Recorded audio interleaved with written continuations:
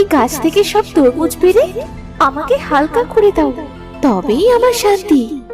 আচ্ছা আচ্ছা বেশ, তুমি আর কিছুক্ষণ কষ্ট করো, আমি তোমাকে এখনই কষ্ট থেকে মুক্ত করছি। নগেন তরমুজ গাছ থেকে এক এক করে সব তরমুজ কেটে গাছটিকে পরিষ্কার করে দিল। তরমুজ গাছটি একটা স্বস্তির নিঃশ্বাস ফেলে নগেনকে বলল, ধন্যবাদ পথিক, তোমাকে অনেক অনেক ধন্যবাদ। তুমি তো আমাকে এই কষ্টের হাত থেকে বাঁচালে। এবার বলো, আমি তোমার কি উপকার করতে পারি? আমার জীবনে কষ্টের কোনো শেষ নেই, কতটা দুঃখ কষ্টের কথা বলবো তোমাকে। অভাবে অভাবে আমার জীবনটা কঠিন হয়ে গেছে। গাছটির নগেনের দুঃখ ভরা চেহারা দেখে খুব মায়া হলো। তখন সে কয়েকটা বীজ নগেনকে দিয়ে বলল। নগেন তরমুজ গাছের থেকে বিদায় নিয়ে বাড়ি ফিরে এলো। বাড়ি ফিরে সে তার স্ত্রীকে ডেকে সব কথা খুলে বলল। সত্যি বলছো? গাছটি যখন বীজ দিয়েছে তখন নিশ্চয়ই এতে কোনো মঙ্গল রয়েছে।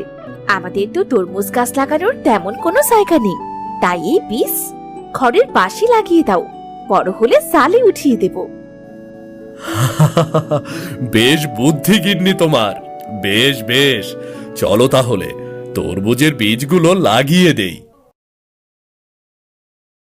নগেন তরমুজের বীজগুলো লাগিয়ে দিল।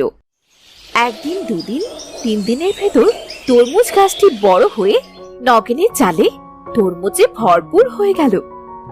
হগো শুনছো? দেখো তো, 3 দিনের ভেতরেই দেখছি তরমুজ গাছ বড় হয়ে তরমুজে ভরে গেছে।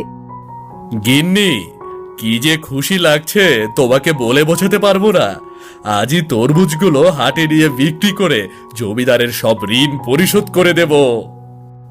হ্যাঁ হ্যাঁ, জমিদারের 5 বছরের ঋণ এবার একেবারে পরিশোধ করে ওই জমিটা ছাড়িয়ে দেবে। হ্যাঁ গিন্নি, হ্যাঁ, সে কথা আর বলতে, এবার থেকে ঘরের চালে ওই তরমুজের চাষ করব। নগেন চালের ওপর থেকে তরমুজ পেড়ে হাটে নিয়ে গেল।